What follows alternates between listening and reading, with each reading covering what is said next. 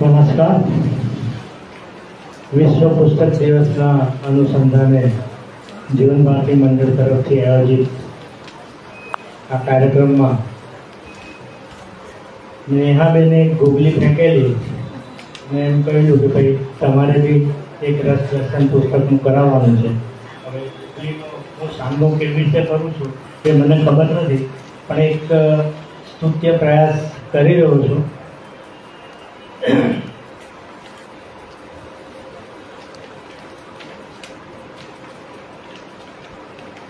With home પહેલાં અંગ્રેજી, હિન્દી અને છેલ્લે પાછું આપણી માતૃભાષા Gujarati. With home I converse every day. Books are my friends for every day. એ જ પ્રમાણે હિન્દીમાં આ પુસ્તકોની જે દુનિયા જે છે અત્યારે કેટલાય પુસ્તક પસ્તીવાળા પુસ્તક પ્રેમી પસ્તીવાળો હોય છે તેનો જે સંગ્રહ કરે છે એને પુસ્તક આપણને આપે છે. તો હિન્દીમાં કોઈકે એવું કહ્યું છે, कागज की ये महक ये नशा रूठने को है. कागज की ये महक ये नशा रूठने को है. ये आखिरी सदी है, ये आखिरी सदी है किताबों से इश्क की. એટલે આવા સમયની અંદર જીવન ભારતીએ આવા કાર્યક્રમનું આયોજન કર્યું છે એ ખરેખર અભિનંદનીય છે. અને તેના સંદર્ભે મારું આજનું પુસ્તક છે એ શા માટે મેં પસંદ કર્યું પછી કહીશ. એ પુસ્તક છે એક અનન્ય મૈત્રી, મહાત્મા અને મીરા. આ હું ટીકા નથી કરતો, પણ મને આ પુસ્તક આપણી લાઇબ્રેરીમાંથી મળ્યું ને એમાં આપણે કાર્ડ રાખીએ છીએ કે આ 2017માં પ્રસિદ્ધ થયેલું આ પુસ્તક યજ્ઞ પ્રકાશન વડોદરા દ્વારા પારુલબેન દાંડીકરે આમાં ખૂબ જ રસ લઈને આ પુસ્તક બનાવેલું. આટલા વખતમાં આ 2020માં આપણે ત્યાં આવ્યું હશે, માત્ર 2 જણાએ વાંચ્યું છે. એ આપણે આજે આ આખરી સદીની વાત કરીને એના સંદર્ભમાં આ વાત છે. વાંધો નહીં, આ નહીં બીજા ઘણા પુસ્તકો જો તમે બધાએ વાંચ્યા હોય તો સારી વાત છે. હવે મૂળ મુદ્દા પર આવીએ. આ પુસ્તક જે લખાયું સોનલબેન પરીખ દ્વારા, મહાત્મા ગાંધી પૂજ્ય બાપુના 4 સંતાનોમાંના મોટા સંતાન હરિલાલ ગાંધીના દીકરી રામીબેન ને રામીબેનના દીકરા પ્રબોધભાઈ પારેખ, એમનું સંતાન એટલે સોનલબેન પરીખ. આ પ્રજ્ઞાબેનને અખિલ મહિલા પરિષદના કાર્યક્રમમાં સોનલબેન પરીખ આવી ચૂક્યા છે, એમને હું મળી ચૂક્યો છું. અને એ સોનલબેન પરીખે આ પુસ્તક લખ્યું. આ લખવા પાછળની પૃષ્ઠભૂમિ શું છે તેની શરૂઆત અને અનન્ય મૈત્રી શીર્ષક જે આપ્યું છે તો તેને માટે હું શરૂઆત મિસ મેડલિન સ્લેટ, એટલે કે જેનું મૂળ નામ મિસ મેડલિન સ્લેટ, જેને મીરા નામ પૂજ્ય બાપુએ આપ્યું. ક્યારે આપ્યું, કેવી રીતે આપ્યું, બધી વાતો આની અંદર છે. પણ એ જે પાયો નંખાયો તેનો એક પહેલો પત્ર જે મીરાબેને એટલે કે મિસ મેડલિન સ્લેટે પૂજ્ય બાપુને લખેલો, હું વાંચનથી એનું શરૂઆત કરીશ. Miss Madeline Slate, 63 Bradford Gardens, Camden Hill, London, May 29, 2025. એટલે આજે બરાબર 101 વર્ષ પહેલા આ પત્ર લખાયેલો હતો. એમણે લખ્યું છે, પ્રિય ગુરુ. ગાંધી બાપુને ગુરુ માનતા હતા. કેમ માનતા હતા એ બધી વાતો આની અંદર છે. મારા પહેલા પત્રનો જવાબ બદલ ઘણો આભાર. આપે જે કહ્યું તેને મેં આત્મામાં ઉતાર્યું છે અને હવે જ્યારે મેં મારી જાતને આપેલી 1 વર્ષની કસોટીની અવધિનો અડધાથી વધારે માર્ક કાપી ચૂક્યું છું ત્યારે ફરી આપને લખવાની હિંમત કરી રહ્યું છું.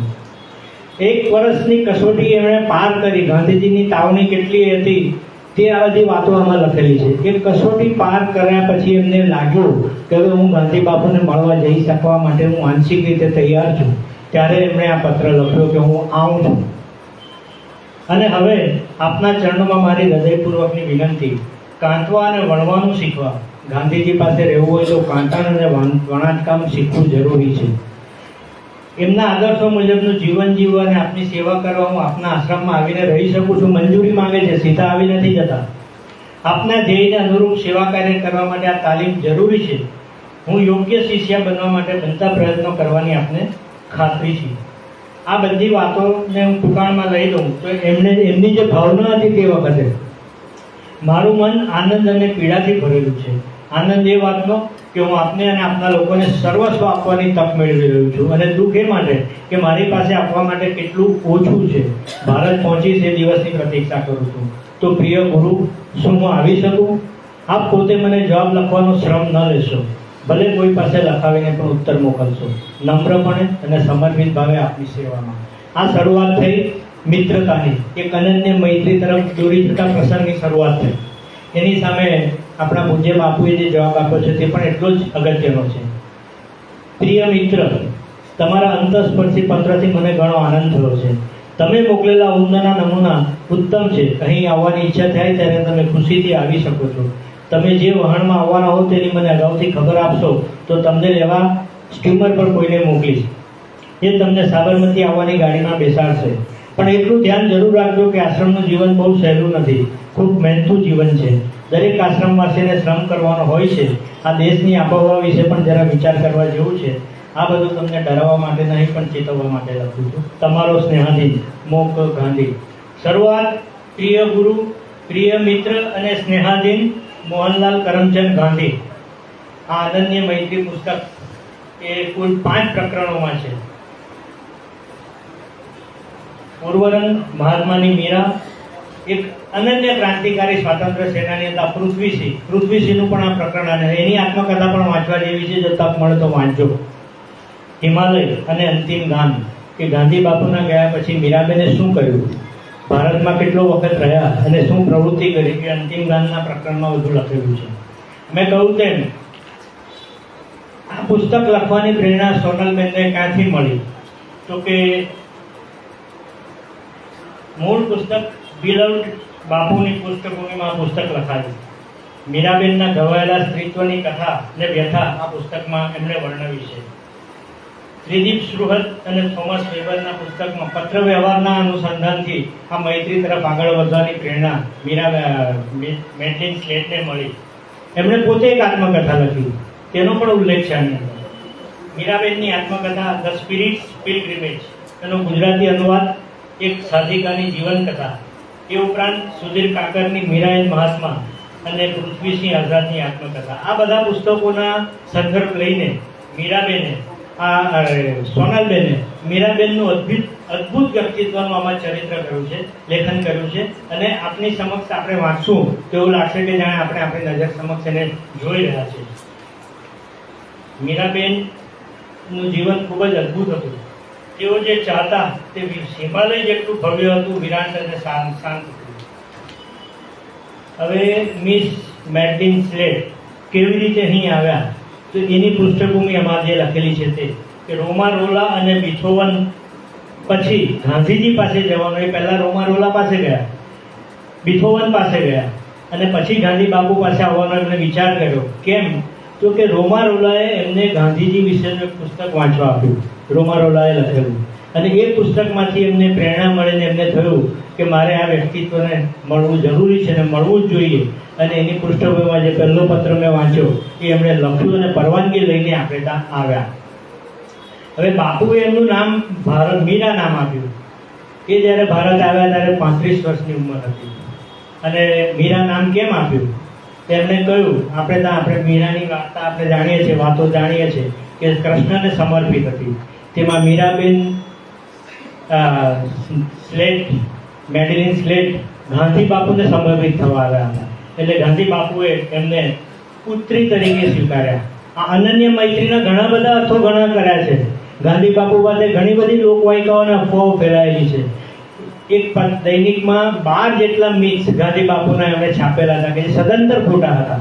બાપુને હજુ આટલા વર્ષે પણ આપણે પૂરેપૂરા ઓળખી શક્યા નથી. પણ આ પુસ્તક થકી બાપુ પાસે જવાનો આપણને એક નિશ્ચિત રસ્તો મળ્યો છે એવું હું ચોક્કસપણે કહી શકું. બાપુની આગવી તાવણી, ચકાસણી, પરીક્ષામાંથી પસાર થઈને અને મીરાબેને જેટલી વેદનાઓ વેઠી છે આ બધી કરવા માટે, એનું આમાં સચોટ નિરૂપણ કરવામાં આવ્યું છે. એમણે બાપુનો ભરોસો તૂટવા દીધો નહોતો અને મહત્વના કામોમાં બાપુના મીરાબેન મહત્વના સાથીદાર બની રહ્યા. મનુબેન, આભાબેન, મીરાબેન, આ બધી જ વાતો સ્ત્રી પાત્રો વિશે આપણે ઘણી બધી વાતો સાંભળી છે. પણ એમાંનું તથ્ય બિલકુલ નથી અને આ મીરાબેન વિશેનું પુસ્તક જો તમે વાંચશો તમને પ્રતીતિ થશે કે આ લોકવાયકાઓ આપણે કેવી કેવી વાતો ખોટી ફેલાવે છે. અને આ બે અનોખા વ્યક્તિત્વનો અનુપમ સંબંધ હતો તેની આ વાતો છે. સ્વાતંત્ર્ય સેનાની અને નાસા ફાઉન્ડેશનના સ્થાપક શ્રી સૂર્યકાંતભાઈ શાહમાં લખે છે કે મીરાબેન માટે એમણે શું લખ્યું છે? બાપુનું કામ કરવાની હોશ એમનામાં અજોડ હતી. સતત ઈશ્વરની શોધમાં હતા. એટલે બાપુમાં એમને ઈશ્વર દેખાતા હતા. આ મીરાબેન બન્યા તે પહેલાની ભાવના એમની હતી. મીરાબેન પછી એમની ભાવના વધુ દ્રઢ થઈ અને એ રીતે એઓ અહીં છેલ્લે સુધી રહ્યા. અને છેલ્લે હિમાલયની તળેટીમાં ગયા, ગઢવાલ ટેહરીમાં આશ્રમ બનાવ્યો, ઋષિકેશમાં આશ્રમ બનાવ્યો અને રહ્યા. પણ તો પણ લોકોએ એમને શાંતિથી બેસવા દીધા નહોતા કે કામ કરવા દીધા નહોતા. હવે એક અગત્યનો મુદ્દો મને એવું લાગે છે કે એમની પ્રથમ મુલાકાત બાપુ સાથે જે થઈ એ બી મારે તમને જણાવવી જોઈએ કે મેડલિન સ્લેડ આશરે 6 ફૂટની ઊંચાઈ ધરાવતી પ્રભાવશાળી વ્યક્તિત્વવાળી નારી લંડનથી ભારત આવે છે. તો તેમાં એમને બાપુએ એવું કહેલું કે ભાઈ મુંબઈ ઉતરીને તમે આ કોઈકને ઘરે થોડો દિવસ આરામ કરજો, ભારતની આબોહવાથી ટેવાઈ જજો અને પછી તમે સાબરમતી આશ્રમ આવજો. તો એમણે હિન્દુ મુસ્લિમ માટે એકતા માટે મહાત્મા ગાંધીએ જે 21 દિવસના ઉપવાસ કર્યા હતા તો મેડલિનને એમાં દુઃખ થયું કે શા માટે કર્યો. પણ એમણે એ જાણ્યા પછી બાપુને 20 પાઉન્ડનો ચેક મોકલેલો લંડનથી અને કે આ તમે સારા કામમાં વાપરજો. અને તે પ્રમાણે એમણે કહ્યું કે આ બધી મારી ભાવનાઓ છે, મારી લાગણીઓ છે, તમારી સાથે રહેવાની મારી અદમ્ય ઈચ્છા છે અને તે પ્રમાણે હું અહીંયા આવીશ ને આ મારા પૈસા તમે એ સારા કામમાં વાપરજો. આમાં એક બીજી વાર્તા મેં તમને કહું તે સ્વાતંત્ર્યવીર પૃથ્વીસિંહ આઝાદની છે. અનન્ય મૈત્રીનો અર્થ કેટલાક એવો કર્યો કે ગાંધી બાપુને વિશેષ લાગણી હશે એના માટે, પણ ના, ગાંધી બાપુએ એને પુત્રી તરીકે સ્વીકારેલા હતા, દીકરી હતા. પણ આ પૃથ્વીસિંહ આઝાદ જે સ્વાતંત્ર્યવીર હતા એમની સાથે એમને થોડી અદમ્ય ઈચ્છા થઈ ગયેલી, આકર્ષણ થઈ ગયેલું, એની પણ વાતો આની અંદર છે. એટલે પૃથ્વીસિંહ શું હતા અને પછી એ લોકોનો જે પત્ર વ્યવહાર છે એની વાતો પણ આની અંદર બધી લખેલી છે. એટલે પૂજ્ય બાપુના સાથે રહીને, પૂજ્ય બાપુના કહેવા પ્રમાણે કામ કરીને અને ભારતની અંદર એમનો આવવાનો જે હેતુ હતો તે એમણે સિદ્ધ કર્યો. અને ત્યાર પછી એમણે ઋષિકેશમાં એક આશ્રમ સ્થાપ્યો. એની વાતો પણ આની અંદર છે. અને એક બીજી એક વિશેષ વસ્તુ મારે ઉલ્લેખ કરવાનો છે કે હું તમને વાંચશો એટલે તમને તો ખબર પડશે જ. પણ બાપુને જ્યારે ગોળી વાગી અને મીરાબેન આશ્રમમાં ઋષિકેશથી આવતા દિલ્હીના નિવાસસ્થાને આવ્યા અને ત્યાંથી ભોજન હજુ તો કરી રહ્યા હતા અને ઝડપથી જ કોઈ દોડીને આવ્યું અને એણે કહ્યું કે બાપુ ગયા, પ્રાર્થનાના મેદાનમાં કોઈએ તેમને ગોળી મારી. એ વખતે મીરાબેનનું જે અંદર વ્યક્તિત્વ ચરિત્ર કર્યું છે, ચરિત્રકરણ સોનલબેને, એ ખરેખર આપણને દિલને સ્પર્શી જાય એવું છે. વંટોળિયાની જેમ એક વિચાર એમનામાં ઘૂંઘરાયો અને બોલ્યા, શું બોલ્યા? આખરે બન્યું છે બાપુ, આખરે વસ્તુ બની જ રહી. એટલે એમને પણ બાપુ સાથે રહીને, બાપુની સાથે રહીને જે ભય થયેલો હતો કે આવું કંઈક બનવાની સંભાવના છે તે વાતો પણ આની અંદર લખી. બાપુની હત્યા થઈ ત્યારે મીરાબેનની ઉંમર 55 વર્ષની હતી. 33 વર્ષે આવ્યા છે, 55 વર્ષે બાપુનો સાથ છૂટે છે. એ દરમિયાન એમની જે કંઈ પણ બાપુ સાથેની બધી ગતિવિધિઓ હતી, બાપુ સાથે જે કંઈ તૈયાર થયા ને બાપુની પ્રેરણાથી બાપુના ગયા પછી એમણે જે કંઈ કાર્ય આરંભ્યું, ઋષિકેશમાં આશ્રમ બનાવ્યો, આ બધી જ વાતો આ પુસ્તકમાં લખેલી છે. એટલે હું એવું માનું છું કે હું બધું જો કહી દઈશ તો તમને વાંચવાનો રસ નહીં થશે. તો મારી વાત અહીંયા પૂર્ણ વિરામ કરું છું. પણ તે પહેલાં મારે આઉટ ઓફ ધ બોક્સ સ્પર્ધામાં હું નથી, એ તમને ખબર છે. હું તમને બધાને પ્રેરણા આપવા માટે મને કહેવામાં આવ્યું ને ગુગલી નાખીને હું તૈયાર થયો એટલે આ પુસ્તક મેં પસંદ કર્યું. હવે આ પુસ્તક કેમ પસંદ કર્યું? મિસ મેડલિન સ્લેડ 1900 કઈ સાલમાં એમનો જન્મ છે? 94માં, 1894. મારા દાદા કેશવરામ રામશંકર ત્રિવેદી 1892માં જન્મેલા, એટલે સમવયસ્ક. એમના પરિચયમાં ક્યારે આવ્યા? જ્યારે દાંડી યાત્રામાં હતા એ. ને મારા દાદાશ્રી નવસારીની દાંડી કૂચમાં જે જુદી જુદી ટુકડીઓ હતી એમાં અગ્રહરોળની પ્રથમ 3 ટુકડીઓ, એમાં 3 નંબરની ટુકડીના મારા દાદાશ્રી એના નાયક હતા એ ટુકડીના, અને ત્યારે એમના સંપર્કમાં આવવામાં બનેલું અને એમની સાથે બાળપણમાં મેં ઘણી બધી વાતો આમના વિશે સાંભળેલું. એટલે મને થયું કે પારુલબેન દાંડીકરે જ્યારે મને કેટલાક પુસ્તકો, નવા પ્રકાશિત પુસ્તકો મોકલ્યા, પારુલબેન દાંડીકર બી નવસારીના, હું પણ નવસારીનો, એટલે એમની સાથે વડોદરામાં હોવા છતાં સંપર્ક, ને એમણે મને મોકલ્યું કે આ પુસ્તક મયંકભાઈ વાંચવા જેવું છે. એટલે મેં વાંચેલું અને નસીબ જોગે નજીકના ભવિષ્યમાં તે વખતે આ પુસ્તક વિશે માહિતી મળી. એના નજીકના ભવિષ્યમાં સુરતમાં એક પુસ્તક મેળો હતો, અડાજણની ડારિયા સ્કૂલમાં, પ્રજ્ઞાબેન પણ એમાંના એક નિર્ણાયક હતા જુદા જુદા વિભાગના. હું ખુલ્લા વિભાગમાં, મને ત્યારે બી ગુગલી રમેશભાઈ પટેલ મંત્રીએ ફેંકેલી કે મયંકભાઈ તમે બી એમાં ભાગ લો. અને રવિન્દ્રભાઈ પારેખ જેવા નિષ્ણાત વિવેચક એ મારા પરીક્ષક હતા અને ત્યારે મને એમાં પારિતોષિક મળેલું. પણ આજે એ વાતને 10 વર્ષ થઈ ગયા. 10 વર્ષ પછી આ પુસ્તક પાછું તમારી સાથે વાત કરતા મને ખૂબ જ આનંદ થાય છે. અને મીરાબેન ને નામ જે આપ્યું અને મીરાબેન બન્યા, અને મીરા બનીને મીરાએ જેમ કૃષ્ણ ભક્તિ કરી તેમાં મેડલિન સ્લેડે પણ ગાંધી બાપુની ભક્તિ કરી.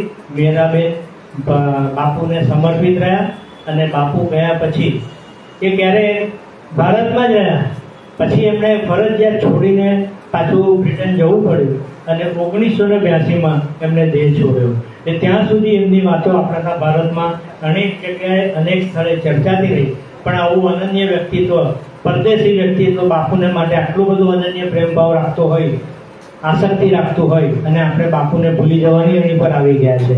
ત્યારે આ સંદર્ભમાં પુસ્તકનું વિશે બોલવાનું મને આનંદ જ આવ્યો ને મને આનંદ થયો.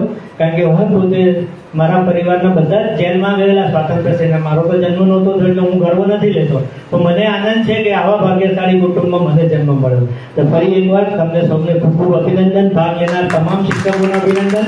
જેઓ નથી આવ્યા અહીંયા, ભાગ નથી લીધો તો વાંધો નથી, પણ અહીં પણ નથી આવ્યા એ શિક્ષકોને હું વિશેષ અભિનંદન આપું છું. જય જય ગરવી ગુજરાત.